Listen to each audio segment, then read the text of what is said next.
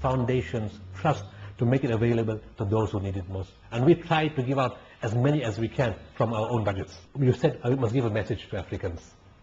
I want Africans to understand what people think about them. A few years ago, whilst I was in Malawi, I met a Malawi ambassador who was an ambassador to the United Nations many years ago. And whilst we were sitting in the airport together, he said, "My friend, I'd like to thank you for helping my country because we have an office there." But then he went on to tell me something very interesting. He said, "You know, many years ago, there was a conference in Europe. Myself and a few other African diplomats, not many of us at that time, went to the conference in Europe." And he said this conference went on for 3 days. And he said after 3 days, we all African delegates realized that the word Africa or an African country was not mentioned once in all 3 days. Wow. So he said to himself, they said, "You know what, why is this? Europe, America, other countries, Asia were mentioned, but not Africa." He said, "Look, we felt shy because we were not many. But on the last night of the conference, when they had the grand dinner, we summed up a little bit of courage and we went to the convener of the conference. And we said, 'My dear friend, can you please explain to us why nobody in this conference discussed Africa or an African country or even mentioned it once?'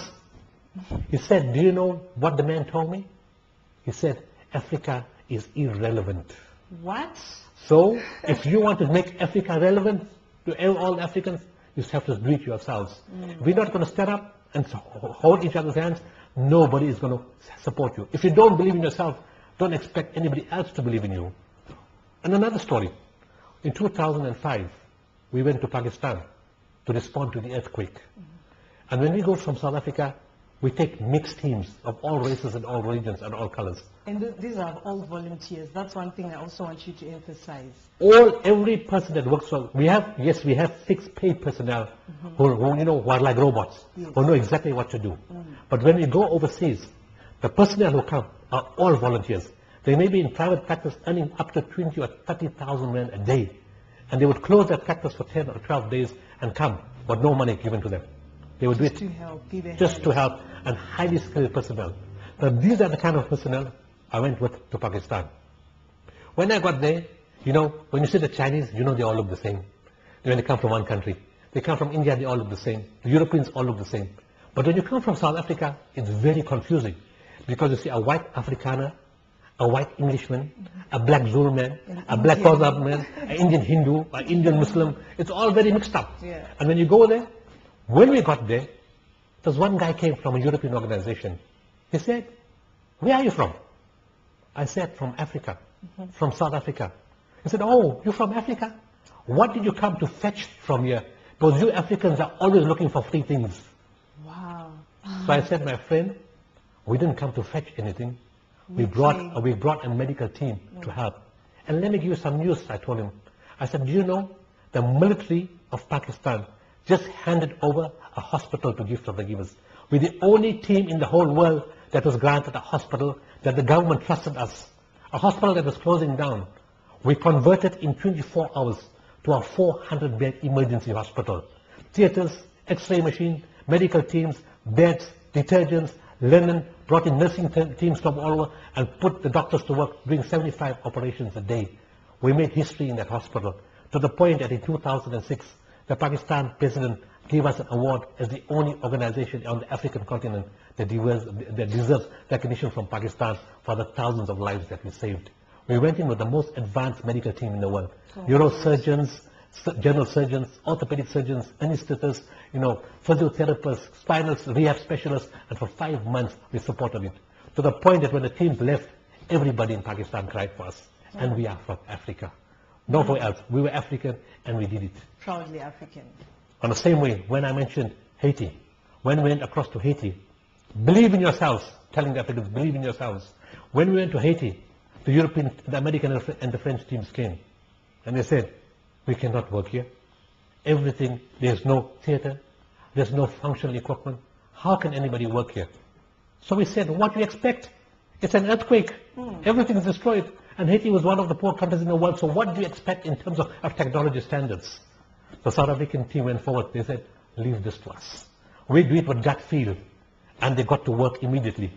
When there was no drill, they took a Black & Decker drill and they started operating. When the screws were too long, they hacksawed it and used it inside. When there was no material and slings for weight for orthopedics, they took material from the houses, cut it and put it. When there was no proper orthopedic weights, they took rocks from the ground and said, this is half kg, this is 1 kg. And they start adapting and make do to make things work.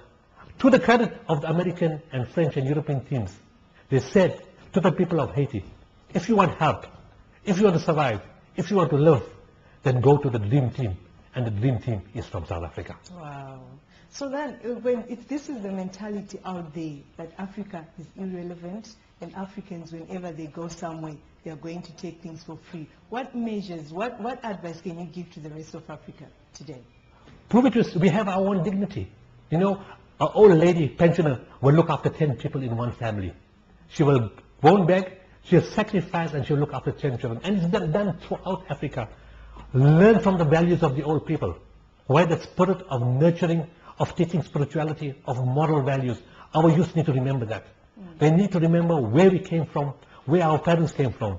And we have to have respect and dignity, and most important of all, we, as a continent, we have faith in the Almighty. If we have that kind of faith, doesn't matter what religion you belong to. As we have faith in Almighty, He will show you the way, and He will open the door for you. You've got to believe that. And we need to do everything possible to study, to tell the land, to help each other, not to waste, not to be caught up on the consumer life of other nations, not to waste money on irrelevant games and cards and all those kind of things. Focus on buying and implement, and let's start working with each other. If we can help Africa, yes, we want to take this idea to every continent. Maybe later on we will take medical teams from other countries to join us. Take media from other countries to join us, and let's work as one united Africa to develop each other. All right, you're also contributing to the employment industry, I understand. You've got a whole lot of people working under Gift of the Givers Foundation. When we started off in 1992, we had only one staff.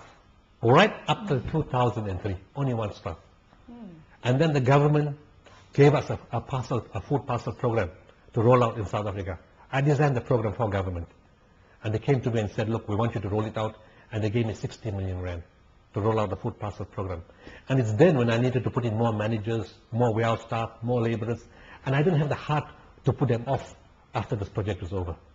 And as time went on, we started expanding. And now from one, we have 50 full-time staff for 24 different projects. But in addition to that, because of the bursaries and scholarships, so many people have got jobs. They are managers, they are doctors, they are dentists. They've created employment for so many other people because we funded them. And then because of our agricultural supporting of seeds and fertilizer, people now got their own farms. They're growing their own crops, their own vegetables which they're selling, and they're becoming self-sufficient. We've given out sewing machines. We've given up different types of equipment to different people. But we've come up with something very novel, something very new. And we found all the people don't understand technology too much. So we came up with a program called Jumpstart. Jumpstart, an entrepreneurial program, where we take children in, I don't know what they call it in other parts of Africa. We used to call it Standard 8, now we call it Grade 10. Maybe other countries call it different names. But Grade 10 or Standard 8. We went to them, we said, come with a business idea. And we went to different schools, and we selected 148 kids for the program. And they came with different ideas. An African child designed a solar battery. He came with a formula, and in front of us, it worked. And he said, in the townships, domestic people need a cheap solar battery. Here's the model. And he came with it, and it's in Standard 8. And yet some people still think Africa is irrelevant. Yes. And so we came with a program, and we said, if you come with a business plan, we will give you a website, a 5-page website, access to email, to Facebook, to Twitter. We'll give you a marketing magazine once a month, all on email. We'll teach you know-how, we'll give you business support, and we'll host you for 1 year. We'll give you your own logo, your own letterhead, your own invoice. And like this, you can start business, and we'll give you a business support idea. And we've got a whole business unit supporting it. And this 148 kids came with ideas. Already in December, one of those group, 2 kids alone, made 15,000 in profit from their idea. So we are now looking at expanding this idea beyond school. We invested 2 million last year. We're investing another 3 million this year with this program to help it expand, to make kids become entrepreneurs. And look at the beauty of this program. Normally, the child doesn't want to listen to what the mother or the father says. He's too busy with his computer or his games.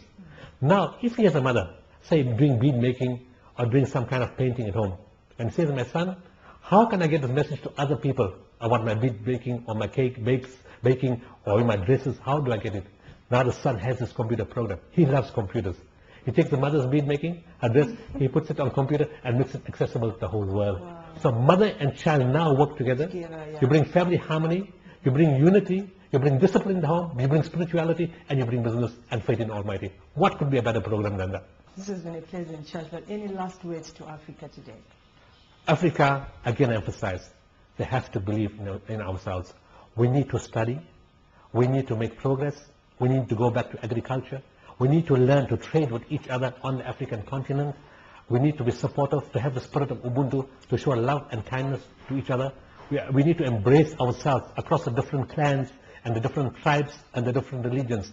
The moment we do that and work together as one continent, as one nation, we will transform this nation in a very short space of time. But I give assurance that Africa's time has come, where we will see prosperity among our people, and it's not too far away. Wow.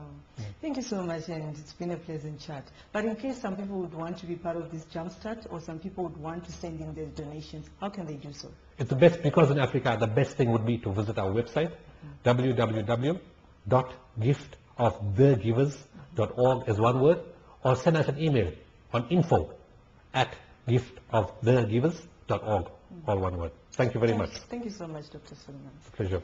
There you go, Africa. I've been speaking to the founder of the Gift of the Givers Foundation here in Pietermaritzburg, South Africa. Send in those emails to clickafrica@bringmesa.com. You'll be seeing more of the Gift of the Givers Foundation projects here on ClickAfrica, because when you click into Africa, this is what you see. I'm Josie Mahachi, signing out.